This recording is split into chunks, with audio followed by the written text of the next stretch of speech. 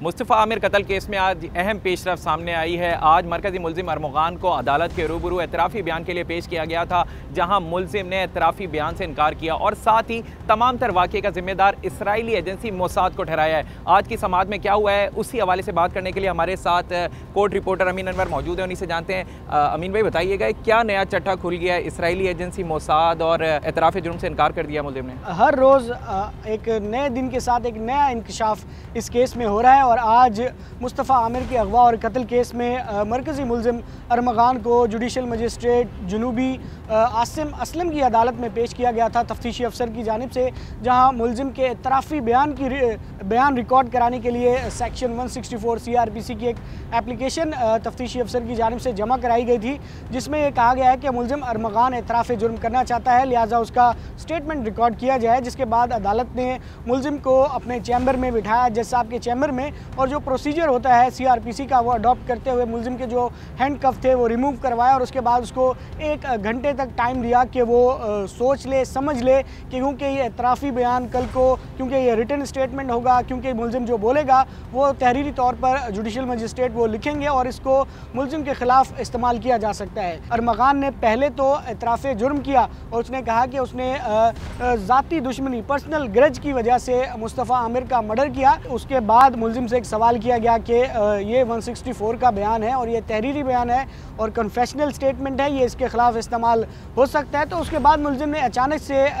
Confessional statement से इनकार कर दिया और उसने कहा कि जो भी हुआ है वो उसके पीछे इसराइली एजेंसियाँ मोसाद जो है वो मुलव्वस है, और क्योंकि मैं आउटस्पोकन हूँ और इसराइल के ख़िलाफ़ बोलता रहता हूँ तो मुझे इस केस में फंसाया जा रहा है। मज़ीद इंकशाफ किया कि पाकिस्तान के जो पॉलिटिकल पार्टीज़ हैं उनके भी लोग जो है वो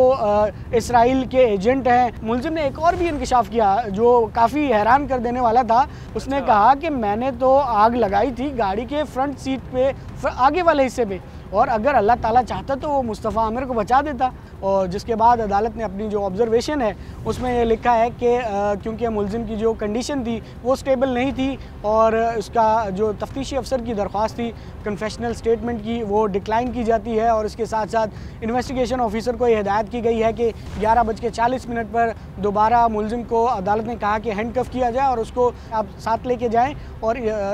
इंसदाद दहशतगर्दी की अदालत में बताएं कि ये केस में अब पेशरफ्त हुई है। लगता है ऐसा है कि केस को दूसरी जानिब मोड़ा जा रहा है। इस तरह के बयानात आगे केस पर कितने असरअंदाज होंगे? और आप ये बताइएगा कि क्या आपको ऐसा लगता है, क्योंकि कोर्ट में आप तमाम तर समाअत को कवर कर रहे हैं, कि पुलिस की जानिब से जल्दबाजी की गई है इसका इकरारी जुर्म यानी कि एतराफ़ी बयान को रिकॉर्ड करवाने की? इस केस में हमने देखा कि जैसा कि पहले शराज के बयान में भी पुलिस ने मेरे ख्याल में जल्दबाजी का मुजाहरा किया, क्योंकि कानूनी माहिरीन का भी जब हमारी उनसे बात हुई तो उनका ये कहना था कि इसका फ़ायदा मुल्ज़िम को होगा और हो सकता है। तो मुल्ज़िम शराज को जब कन्फेशनल स्टेटमेंट के लिए अदालत में, इसी अदालत में ही पेश किया गया था जुडिशल मजिस्ट्रेट साउथ की अदालत में, और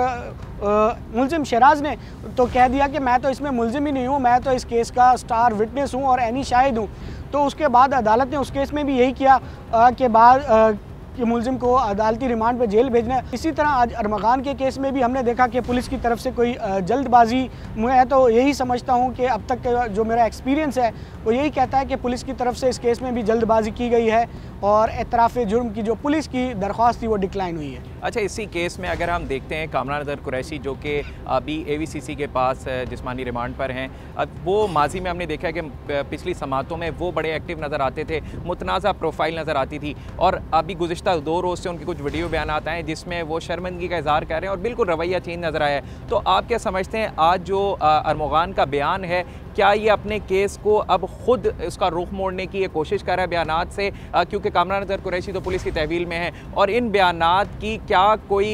तफ्तीशी मराहिल में कोई इनका कोई ना कोई पहलू नज़र आएगा, या ये सिर्फ बयानात एक सिर्फ केस को मोड़ने के लिए हैं? देखिए, पहले दिन से ही यही कहा जा रहा है कि दोनों बाप बेटे के बारे में। कल भी जब कामरान अज़हर कुरैशी को जुडिशल मजिस्ट्रेट साउथ की अदालत में पेश किया गया था, SIU की वो कोर्ट है, तो वहाँ पर जो प्रोसिक्यूटर हैं उनकी जानिब से अदालत को बताया गया कि मुल्ज़िम इंतहाई शातिर है और बयान बदल रहा है बार बार और पुलिस को जो है वो मिसगाइड कर रहा है, तो लिहाजा 3 दिन का जिस्मानी रिमांड जो है वो दिया जाए, ये इस्तदा की गई थी। उस पर कामरान असगर कुरैशी ने कहा कि उसके जिस्म के नाजुक हिस्सों पर तशद्दुद किया गया पुलिस की तरफ से। अदालती अमले ने उनका मुआयना किया, उसके बाद ये कहा कि निशानात पुराने हैं, लेकिन अदालत ने उनका भी मेडिकल कराने का ऑर्डर किया है। अच्छा, अभी जो 24 मार्च को अदालत में जो जिस्मानी रिमांड ख़त्म हो रहा है, अरमगान को पेश किया जाएगा, तो आप क्या समझते हैं अगर आज की जो ये मुनरफ हुआ है, इनकार किया एतराफ़ जुर्म से, जो आपने कानूनी चीज़ बताई है कि इसको जेसी कर दिया जाएगा, तो आगे क्या पुलिस की तरफ से आपको कुछ लगता है तफ्तीश में कि दोबारा जिस्मानी रिमांड की इस्तदा की जाएगी और अदालत की जानिब से दी जा सकती है? देखिए, मेरा नहीं ख्याल कि अब दोबारा जो है वो पुलिस को ज़रूरत है मज़ीद इन्वेस्टिगेशन की, क्योंकि इस केस में 164 के बयान की कोशिश कर ली गई, तमाम चीज़ें रिकवर हो चुकी हैं पुलिस की तरफ से, जो लैपटॉप हैं, मोबाइल फ़ोन है, गाड़ी है, और इसी तरह जो तमाम एविडेंस पहले चाहिए होता है वो तमाम जो है वो जाए वकुआ से कलेक्ट कर लिया गया है, फॉरेंसिक के लिए भिजवा दी गई हैं चीज़ें वहाँ से। और गवाहों के जो अरमगान के 2 मुलाजमीन थे जिन्होंने वहाँ से खून साफ़ किया था, उन 2 के भी बयानात जो है वो अदालत के सामने 164 के रिकॉर्ड करा लिए गए हैं। दोनों मुल्ज़मान के 164 के बयानात रिकॉर्ड कर लिए गए हैं। तकरीबन ये अगर आप देखें तो 1.5 माह तकरीबन बनता है या इससे कुछ ज़्यादा होगा। मुल्ज़िम को मुसलसल जिस्मानी रिमांड पे रखा गया है पुलिस, लेकिन अब जब कन्फेशनल स्टेटमेंट तक की बात आ गई है तो अब ये एक सेटल्ड प्रिंसिपल लॉ है, एक कानून है कि 164 के बयान के बाद जो है वो मुल्ज़िम को अदालती रिमांड पर जेल भेजा जा सकता है। हाँ, एक सूरत ये बनती है कि मुल्ज़िम अरमगान के ख़िलाफ़ जो दीगर केसेस हैं, जिसमें अगर पुलिस चाहे तो एक सहाफ़ी पर हमले का केस है जिसमें अभी तक उनका जिस्मानी रिमांड 24 तक का है, उस केस में भी हो सकता है उस केस में पुलिस कोई इन्वेस्टिगेशन करे या कोई अदालत से इस तरह की दरख्वास्त की जाए कि मुल्ज़िम का फ़र्दर रिमांड दिया जाए, तो उसमें पॉसिबिलिटी है। लेकिन मुस्तफ़ा आमिर के केस में मैं ये समझता हूँ कि कानून के मुताबिक जो मुल्ज़िम को अब अदालती रिमांड पर जेल भेजा जाएगा, और अगर मुल्ज़िम से कोई मज़ीद तफ्तीश करनी होगी तो इन्वेस्टिगेशन ऑफिसर जो हैं वो अदालत में एक एप्लीकेशन देंगे तो उनको जेल में ही तफ्तीश की इजाज़त दी जाएगी, लेकिन फ़िज़िकल कस्टडी मिलना भी मुश्किल है। जी देखें, अभी हमारे साथ जो सीनियर कोर्ट रिपोर्टर हैं अमीन अरवर हमारे साथ मौजूद है, जिन्होंने इस केस के हवाले से तमाम अहवाल बताया आज की समाअत का, और ख़ास तौर पे इस बात को भी वाज़ेह किया कि आज के जो एतराफ़ी बयान की इनकारी के बाद